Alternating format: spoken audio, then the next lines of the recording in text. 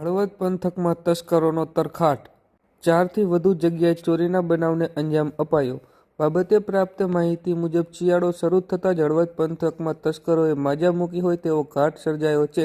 હળવદ પંથકમાં અવારનવાર રાત્રિના સમયે ચોરીના બનાવો સામે આવતા હોય છે, ત્યારે આજરોજ મંગળવારે વહેલી સવારે હળવદ પંથકમાં અલગ અલગ 4 જગ્યાએ તસ્કરોએ તરખાટ મચાવી ચોરીના બનાવને અંજામ આપ્યો છે.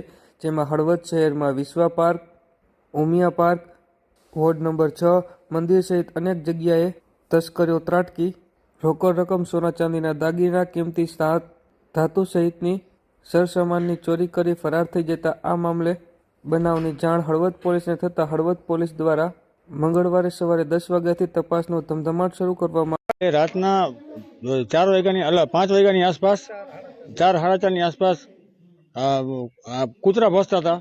એટલે પછી આ મંદિરે, હું કાશી વિશ્વનાથ મંદિરનો પૂજારી બોલું છું, અને અહીંયા મારા બાજુમાં ચામુંડમાનો મઠ છે દલવાડીનો, એમાં ચોરી થઈ છે.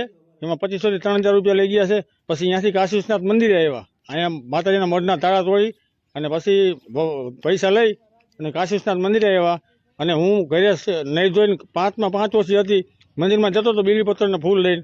ત્યાં અચાનક એક વ્યક્તિ મારી સામે આવી ગયો ગણપતિની મંદિરની બાજુમાં, અને મેં પડકાર કર્યો. એમ મેં કીધું, કોણ છે તું? તો પાત્રો મને કે ચૂપ એમ કહીને મારી ગતિ દબાવવા લાગ્યો.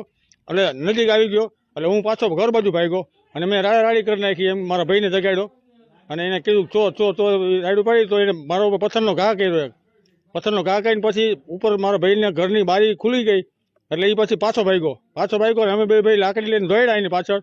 તો મંદિરની દિવાલની બહાર જોયું અમે લાઇટના અંજવારે, તો અહીંયા 2 વ્યક્તિ હતા. પછી 2 વ્યક્તિ અમને બેને રાડ પડતા જોઈ ગયા, એટલે 2 માધવનગર બાજુ ભાગી ગયા. મારું નામ પ્રેમજીભાઈ ચતુરભાઈ ચાવડા.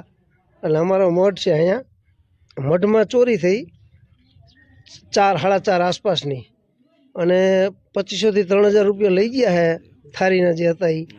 અને અમારી માંગ એ છે કે અહીંયા પેટ્રોલિંગ ચાલુ કરે પોલીસ, આ તે બધા આંટા ફેરા મારે, એ સુરક્ષા આપે અમને.